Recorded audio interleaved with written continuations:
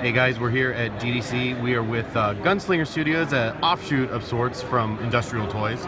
And so we're going to be looking at Exiles of Embermark. I got the name right, didn't I? You did. Okay, yes. Excellent. This is the upcoming PvP, battling, RPG, character building, all that good stuff game. Yeah, that's exactly right. Cool, so let's check it out. So we're starting off here, and this is basically a concept of the camp that you'll have as a character. So you've got your character hanging out next to your campfire, and all the different things that you can do in the game. Yeah. This is basically the main menu. Okay. I'm going to pop into a multiplayer battle real quick. Okay. And the cornerstone, I guess, of this game is multiplayer in 1 minute. Yeah. Synchronous multiplayer. Yeah. So we just got match made with a guy named Mike D. Warrior, who's a level 12. I'm about a level 11. But as you can see from a perspective standpoint, we're over the shoulder of the main character. Yeah. So all the controls down here on the right, and I've got 4 different battle options here. Yeah. And the combination of what you're wearing and what you have as abilities is kind of the deck building, if you will. Okay. So first off, you've got different things like a shoulder rush. That's what I'm going to do quickly before my time runs out. He's making a decision at the exact same time, but then speed and an initiative roll decides who goes first. Oh, okay. Which has a huge impact on it because, for example, if I freeze you or I stun you, that affects other things. So this time I'm going to pull up Berserk. And you can hold them down to see what your various abilities do. Okay. But instead of me hitting him this time, I'm going to roid out, and he's going to hit me. So he's basically got a free shot on me. But you're getting tougher. But I'm getting tougher. So you can do buffs, debuffs, spells, bring the other guy down. I went back for more damage against that guy this time, and this time I'm going to hit a Sunder. And the Sunder, even though this is a first playable, so you're not going to see all this feedback, is going to split his armor in half. Oh, wow. So even though it didn't do a whole lot of damage, I'm going to follow it up with a Smite to do a little bit more damage. And he decided to do Berserk this time, so he's just getting ready. And the bad part about this demo is that I'm probably going to die. That's fine. So he just double roided up. Yeah. I'm going to keep hitting him with my shield to try to bring him down before he can actually take me down, but I've only got 47 hit points left. So as we go into this is about round 7. In between, you'll notice over on the right-hand side of the screen, your timer. Yeah. Right now we've got it set to 15 seconds, but we're going to end up having it all the way down to 10 when you get going. So you don't have that much time. See, he's gearing up for a finishing blow. You don't have that much time to make your decision. Oh yeah, now he's quadrupled it. Oh gosh. Yeah. So basically, if he hits me again, then bad things are going to happen. Yeah, it's like he did 20 there. Oh, well, there's hope. Close. He's only got 4. So that's why I kept going after the shield bash. Yeah. Okay, so he's dead, so I win. Wow. So I was prepared to lose in this demo. Yeah. But no matter what happens, every time, you got a minute, you're in, you're out, every time you get a drop. Okay. So here you got your drop. We got a Rusted Sirav, the Deep, and some XP. Okay. If you lose, you also get a drop. So the philosophy of this game is no matter what you do, win or lose, you're going to move forward in the world. That's neat. So we all play tons of PvP games. Yeah. And obviously this is going after that visceral thrill of competition like in 1 minute. Yeah. But we also want to go really deep on the RPG side. So I'm going to take you into the character development section. Okay. And this is going to all look like your MMO, right? Yeah. You've got 13 different slots. Yeah. All over from chest to shoulders to what have you.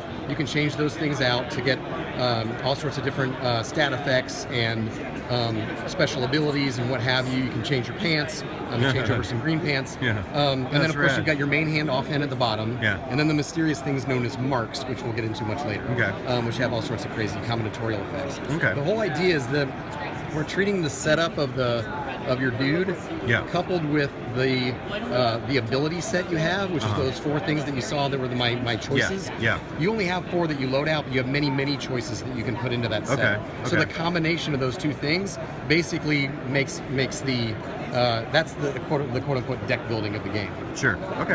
As far as the progression, you've got talent trees just like you would in any RPG. Right now we're in the Warrior. You basically, as you level up, you'll get all of your base abilities, and then you've got 3 different specialties up at the top. Okay. Berserker, Fortress, and Executioner. You can imagine what those things do. Right. I'll pop into the Berserker piece, and you get talent points. Every time you level, you get a talent point. Okay. You can spend on something active or something passive.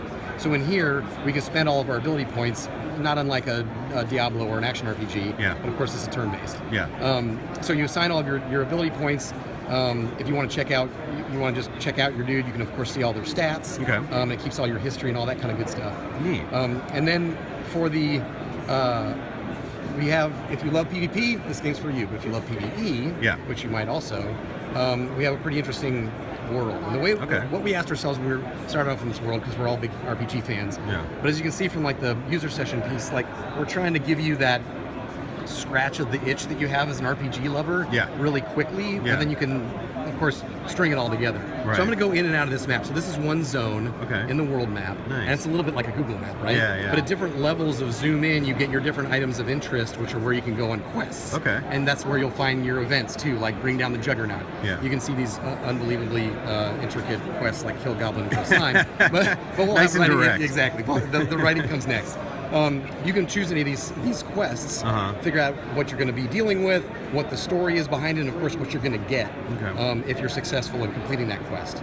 And that goes everywhere from boss monsters all the way down to your typical slime or rat or what have you. Okay. And then the way that the storyline is going to work, though, is that the players create the story. So we're not going to tell a story, we're going to report on it. Okay. So the performance of the players, what they kill, how many quests they go on, who's dominant in PvP, we're going to, at the end of each season, which is after a month, we're going to basically tell the story by reporting on what the players do. That's really interesting. And the way the drama is centered around our social layer, which is the way we're going to bring people together in houses. Yeah. So don't think Game of Thrones houses where it's based on like a family. Yeah. Think of houses based on like ideology. So there's House Revenge. Okay. There's House Resolute. There's House Secrecy. Yeah. And when you join one of these things, you vie for influence and rewards every season within your house. Okay. And then of course the houses go to war. Yeah. So the story is centered around this whole house concept, which you see a couple of these guys on the map itself. So you can basically, and every single day, different ones of these will pop up. So we'll tell you, and this happens to be Wildwoods, one of our zones. There'll be news every single day on what crops up and what's available for you to go out and adventure on in the PvE scenario. Okay. And the cool part about what we like about the house thing is, if you're a badass PvP player, and you're all about the competition, you're gonna contribute to your house. Yeah. If you're just a grinder and you want to just do PvE all the time, you hate PvP, you're also going to contribute to your house. Still going to be helping out. And then the last piece that contributes to your house is your tenure. Because you can leave your house. You can backstab and betray, but you lose the tenure piece of where your ranking goes within a house. Okay. So eventually then we'll also have the things you would imagine from looking at this home screen. Crafting, a tavern to talk to your minions. The house is there in the background. And of course your merchant in the thing which will be selling you individual items that you can't craft or find. Right, okay, well that looks awesome. So it's going to be very heavily focused on building and investing in your own character and carrying them through all the adventures you go on and stuff like that. Exactly. Really awesome concept. It looks like it's coming along really well. What's the time frame do you think? So we'll be in soft launch in the summer. We're shooting for June, July, and then we'll have a launch by the end of the year. By the end of the year. Awesome. Okay, well that was Exiles of Embermark, and it's looking really good. Thanks so much for showing it. Thank you.